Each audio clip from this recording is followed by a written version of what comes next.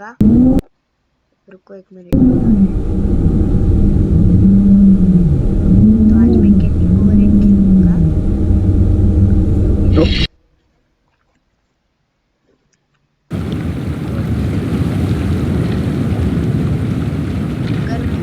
अगर आप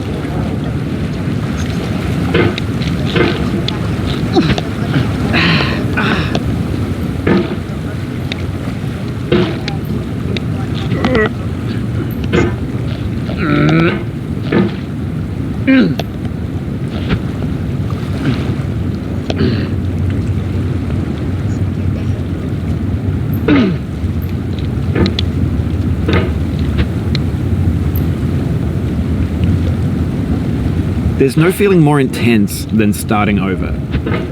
If you deleted your homework the day before it was due, as I have, or if you left your wallet at home and you have to go back after spending an hour in the commute. If you won some money at the casino and then put all your winnings on red but it came up black.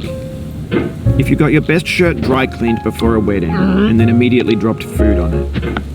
If you won an argument with a friend and then later discovered that they just returned to their original view. Starting over is harder than starting up. If you're not ready for that, like if you've already had a bad day, then what you're about to go through might be too much. Feel free to go away and come back. I'll be here. Alright, thanks for coming with me on this trip. I'll understand if you have to take a break at any point. Just find a safe place to stop and quit the game. Don't worry, I'll save your progress, always. Even your mistakes. This game is a homage to a free game that came out in 2002 titled Sexy Hiking. The author of that game was Jazzuo, a mysterious Czech designer who was known at the time as the father of B games. And B games are rough assemblages of found objects. Designers slap them together very quickly and freely, and they're often too rough and unfriendly to gain much of a following. They're built more for the joy of building them than as polished products. In a certain way, Sexy Hiking is the perfect embodiment of a B game. It's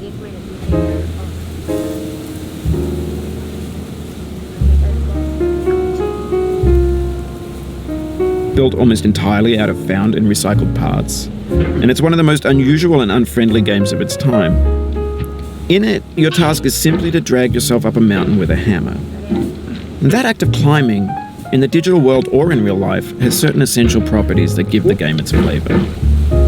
No amount of forward progress is guaranteed. Some cliffs are too sheer or too slippery, and the player is constantly, unremittingly in danger of falling and losing everything. Anyway, when you start Sexy Hiking, you're standing next to this dead tree that blocks the way to the entire rest of the game. It might take you an hour to get over that tree, and a lot of people never got past it. You prod and you poke at it, exploring the limits of your reach and your strength, trying to find a way up and over. And there's a sense of truth in that lack of compromise. Most obstacles in video game worlds are fake. You can be completely confident in your ability to get through them once you have the correct method or the correct equipment or just by spending enough time.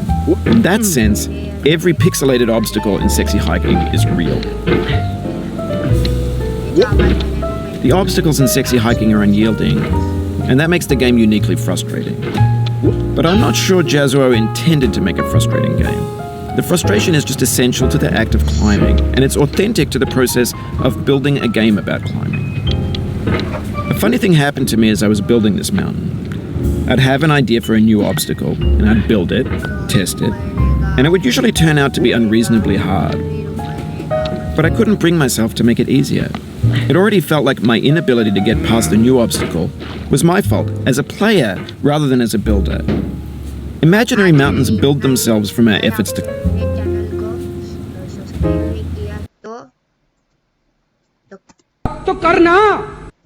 तो जल्दी से जाके करो।